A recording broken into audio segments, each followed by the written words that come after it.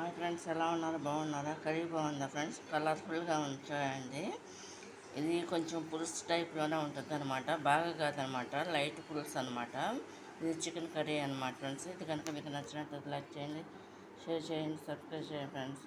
ఇదేంటంటే chicken curry చేసి ముందు దాన్ని ఒక పక్కన పెట్టేసి దాంట్లో ఆనియన్స్ తీసుకుని కరివేపాకు పచ్చిమిరకాయలు కూడా వేసాం అనమాట, కొత్తిమీర ఇవన్నీ తీసుకుని ఒక పక్కన పెట్టేసుకుని దీంట్లో ఏంటంటే ముందుగా ఆనియన్స్ ఫ్రై చేసేసుకోవాలన్నమాట ఫ్రెండ్స్. అది మూకుడు పెట్టేసి అంటే డేక్షా పెట్టేసి దాంట్లో ఆయిల్ పోసుకుని అందులో ఏంటంటే ఆయిల్ కాగిన తర్వాత ఈ విధంగా ఆనియన్స్ వేసేసి దాంట్లో ఏంటంటే అది కుక్ అవుతుండగా ఫ్రెండ్స్ దాంట్లో చికెన్ వేసుకోవాలన్నమాట.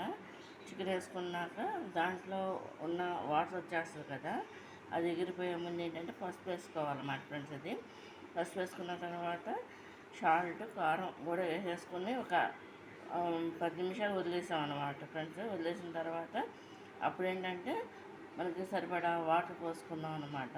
పోసుకున్నాక అది దించేసే ముందు గరం మసాలా పౌడర్ వేసుకున్నాం అన్నమాట ఫ్రెండ్స్.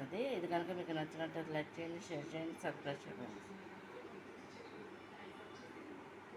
ఇదిగా నేను క్రాస్ కట్ చేస్తున్నాను అనమాట ఫ్రెండ్స్. ఇది కర్రీ చూడండి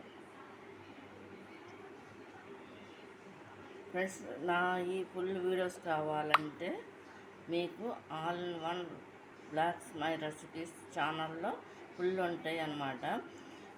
ఒకరోజు కాదు ఒక రోజైనా వెనక ముందుకు అప్లోడ్ అయితే ఉంటాయి అందులో ఫుల్ వీడియోస్. మీరు అందరూ కూడా ఒకసారి విజిట్ చేయండి ఫ్రెండ్స్ ఆ ఛానల్ కూడా. ఇది చికెన్ గ్రేవీ కర్రీ అనమాట.